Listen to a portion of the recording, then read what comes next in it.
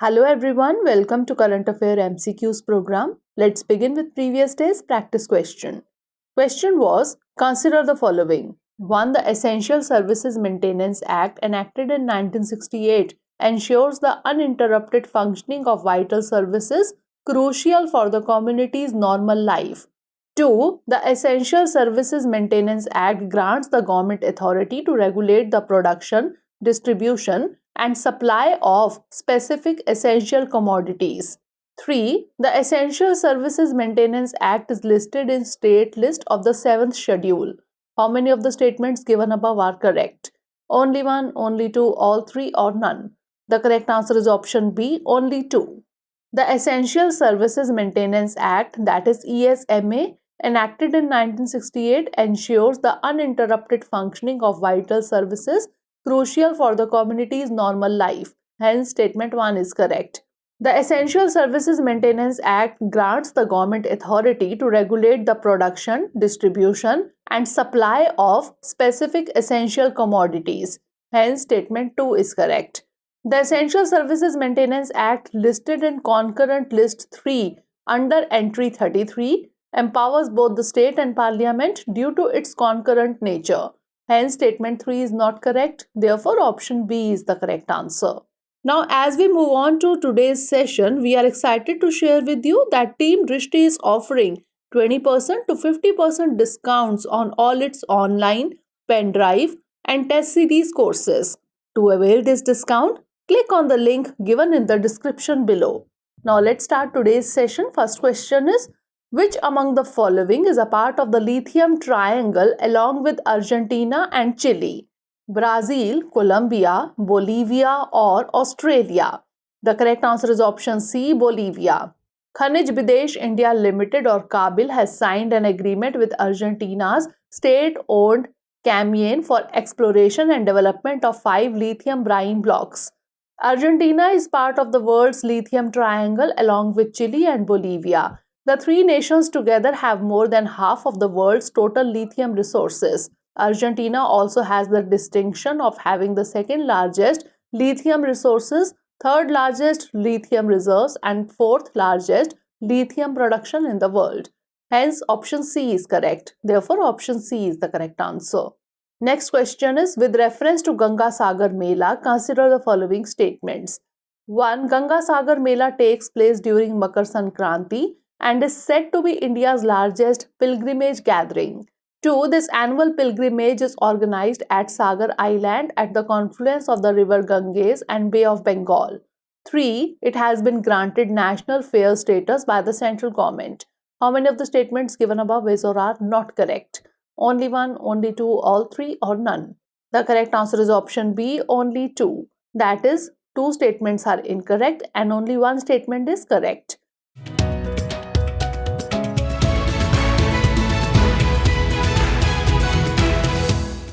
Gangasagar Mela, which takes place during Makar Sankranti mid-January, is said to be India's second largest pilgrimage gathering after the Kumbh Mela. Hence, statement 1 is not correct. This annual pilgrimage draws millions to Sagar Island at the confluence of the Ganges and Bay of Bengal and commemorates a legendary King Bhagirath's descent of the Ganges to earth. Hence, statement 2 is correct. The West Bengal government is demanding elevating the Mela to national status, which would bring increased central funding and infrastructure development, potentially boosting tourism and economic activity in West Bengal. Hence, statement 3 is not correct. Therefore, option B is the correct answer. Next question is, consider the following statements with respect to genetically modified DMH11. 1. DMH11 is a result of a cross between Indian mustard variety Varun and East European early Hira 2 mustard. 2. It contains two alien genes, namely Barnes and Burstar, which are isolated from a soil bacterium called Bacillus amylolic faciens. Which of the statements given above is or are correct? 1, only, 2, only, both 1 and 2, or neither 1 nor 2? The correct answer is option C, both 1 and 2. Dhara mustard hybrid 11 or DMH11 is an indigenously developed transgenic mustard. It is a genetically modified variant of herbicide-tolerant mustard. DMH11 is a result of a cross between Indian mustard variety Varun and East European early Hira 2 mustard. Hence, statement 1 is correct. It contains two alien genes isolated from a soil bacterium called Bacillus amylolicaceans that enable breeding of high-yielding commercial mustard hybrids. Hence, statement 2 is correct. DMH11 has shown approximately 28% more yield than the national check and 37% more than the zonal checks, and its use has been claimed and approved by the GEAC. Bar gene maintains the genetic purity of hybrid seed. Therefore, option C is the correct answer. Next question is, consider the following statements. 1. Westerly disturbances refer to extratropical storm systems that develop over the Mediterranean region and move from west to east. 2. El Nino is a climatic phenomenon characterized by a periodic warming of sea surface temperatures in the Pacific Ocean, leading to wet conditions in Asia and altered thermal patterns globally. Which of the statements given above is or are correct? 1 only, 2 only, both 1 and 2, or neither 1 nor 2? The correct answer is option A, 1 only. Westerly disturbances or WD refer to extratropical storm systems that develop over the Mediterranean region and move from west to east. Hence, statement 1 is correct. El Nino is a climatic phenomenon characterized by a periodic warming of sea surface temperatures in the Pacific Ocean, leading to dry conditions in Asia and altered thermal patterns globally. Hence, statement 2 is not correct. Therefore, option A is the correct answer. Next question is regarding the Competition Commission of India. Consider the following statements. 1. It is a statutory body responsible for enforcing the Competition Act 2002.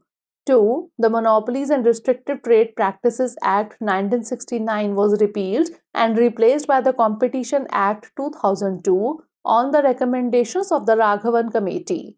3. The Commission consists of one chairperson and 6 members who are appointed by the Collegium, headed by the Minister of Commerce and Industry.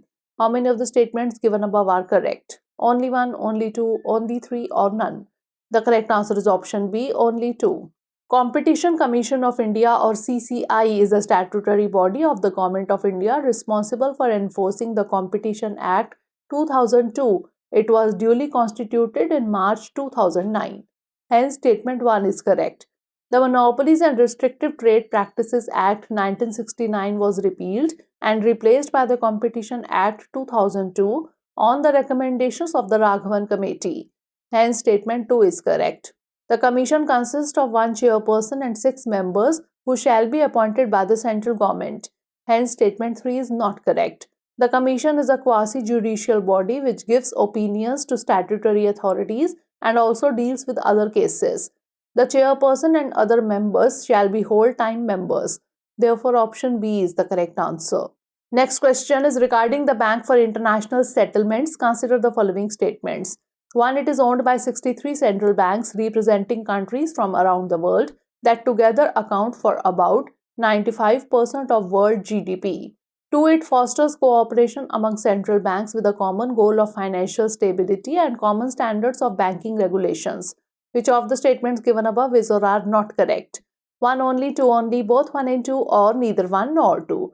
The correct answer is option D, neither 1 nor 2. That is, both the statements are correct. Established in 1930, the BIS is owned by 63 central banks representing countries from around the world that together account for about 95% of world GDP. Hence, statement 1 is correct. Its head office is in Basel, Switzerland, and it has 2 representative offices in Hong Kong, SAR, and in Mexico City, as well as innovation hub centers around the world.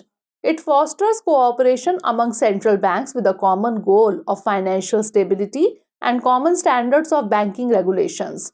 Hence, statement 2 is also correct. Therefore, option D is the correct answer. Next question is regarding Fergana Valley. Consider the following statements. 1. It is enclosed by 3 mountain ranges, the western Teen Shan Mountains in the north, the Fergana Range in the east, and the Alai Mountains in the south. 2. The valley is shared by 3 countries, Kyrgyzstan, Tajikistan, and Uzbekistan.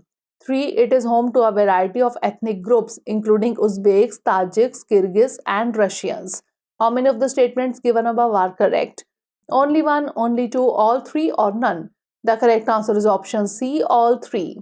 It is enclosed by 3 mountain ranges, the western Teen Shan Mountains in the north, the Fergana range in the east and the 𝐾𝐫𝐢𝐬𝐡𝐭𝐢 mountains in the south.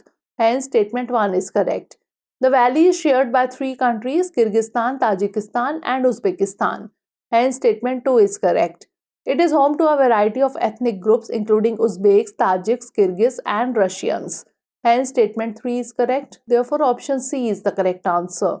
Next question is regarding exchange traded fund, that is ETF. Consider the following statements. 1. It is a basket of securities that trade on an exchange just like a stock. 2. It maintains price stability through one's daily post-market trading, unlike mutual funds subject to intraday price fluctuations from constant buying and selling. Which of the statements given above is or are correct? 1 only, 2 only, both 1 and 2, or neither 1 nor 2? The correct answer is option A, 1 only. An exchange traded fund or ETF is a basket of securities that trade on an exchange just like a stock. Hence, statement 1 is correct. ETF reflects the composition of an index like BSE Sensex. Its trading value is based on the net asset value of the underlying stocks such as shares that it represents. ETF share prices fluctuate all day as it is bought and sold. This is different from mutual funds that only trade once a day after the market closes. Hence, statement 2 is not correct. Therefore, option A is the correct answer. Next question is, recently the term Project Nexus was in the news. It is related to which of the following? A project for enhancing global real-time retail payments network connectivity, a militant organization active in West Asia, a new cryptocurrency, or an artificial intelligence tool. The correct answer is option A, a project for enhancing global real-time retail payments network connectivity. Nexus aims to streamline international instant payments by standardizing connections between over 60 countries, eliminating the need for custom connections and potentially revolutionizing cross-border transactions. It is an initiative of the Bank of International Settlements. Hence, option A is the correct answer. Therefore, option A is the correct answer. Last question is, consider the following pairs, places and states or UTs. 1. Oli, Himachal Pradesh. 2. Gulmarg, Jammu and Kashmir. 3. Kufri, Uttarakhand. Which of the pairs given above is or are correctly matched? 2 only, 1 and 2 only, 2 and 3 only, or 1, 2 and 3? The correct answer is option A, 2 only. Kufri is a resort hill station in the district of Shimla, Himachal Pradesh. It is located 20 km from the state capital Shimla on the national highway number 22. Hence, pair 1 is not correctly matched. Gulmarg is located at a distance of 31 km from Baramulla and 49 km from Srinagar. The town is situated in the Pir Panjal range in the western Himalayas and lies within the boundaries of Gulmarg Wildlife Sanctuary. Hence, pair 2 is correctly matched. Oli is in Chamoli district in the Himalayan mountains of Uttarakhand, India. Oli, also known as Oli Bugyal in Garhwali, which means meadow, is located at an elevation of 2,800 meters above sea level. Hence, pair 3 is not correctly matched. Therefore, option A is the correct answer. Now it's time for the practice question. State Startup Ranking 2022 is released by which of the following? Niti Aayog, Reserve Bank of India, Department for Promotion of Industry and Internal Trade, or Ministry of Information and Broadcasting? Send the answer of this question in the comment section. Stay tuned for the next episode. Thanks for watching.